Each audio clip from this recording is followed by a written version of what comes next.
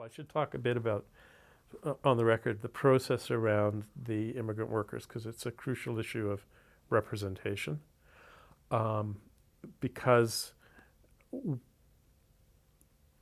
as a white male artist, there's a whole set of issues that lock into place that I have to respect. And so how do we make those voices, ensure those voices have a level of authenticity to them? So I was able to do the basic research and get, a plausible character story for both of them and a plausible kind of narrative that I could write in the same way as I would write any of the characters. But at that point, I needed to then turn it over to people from the communities. So in one case, Winston Gerlich, who is, he's writing the book on workers in the Ukrainian history. So I said, okay, Winston, the objective is at the other end. We need you to be able to read the voice the way it would have sounded in 1919, but that respects the history and story of the person. Because when you have language issues that the speaker is going to be grappling with,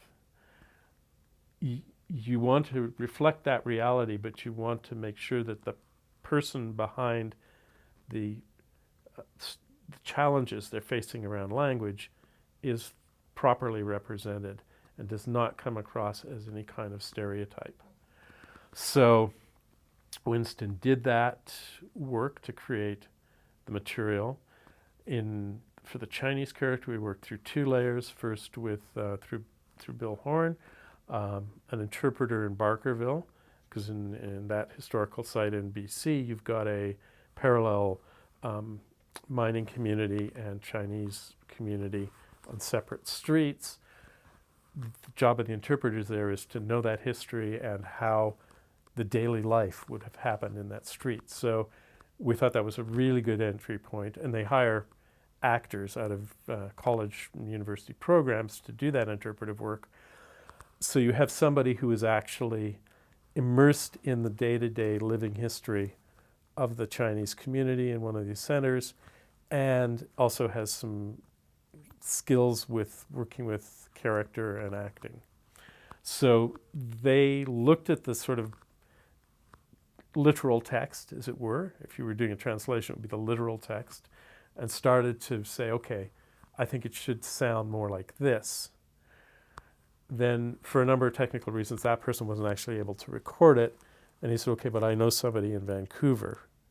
So we then went to Edwin in Vancouver, and he was a musician, actor, and also is one of the founding members of the Chinese historical group in Vancouver. So he was again able to look at it from a historical filter and as a performer. And so he again tweaked the script a bit and then recorded it. So when we come to the Alberta Federation of Labour, a long detour to there, one of the things that I was watching is there was in the crowd of workers, there was a whole contingent from, I think it was UFCW, who were seated kind of off to that side of the stage. And I was watching them the whole time to try and gauge what their reaction to that character and that story would be, because in a lot of ways it was their own experience in history I was talking about.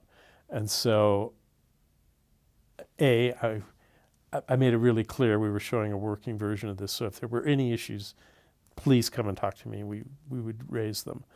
But more than that, I was looking at the instant response and watching, so that when the Chinese character talked and told a certain story and they all laughed, and it was one of those laughs of recognition, you just go, okay, the process is working here, right?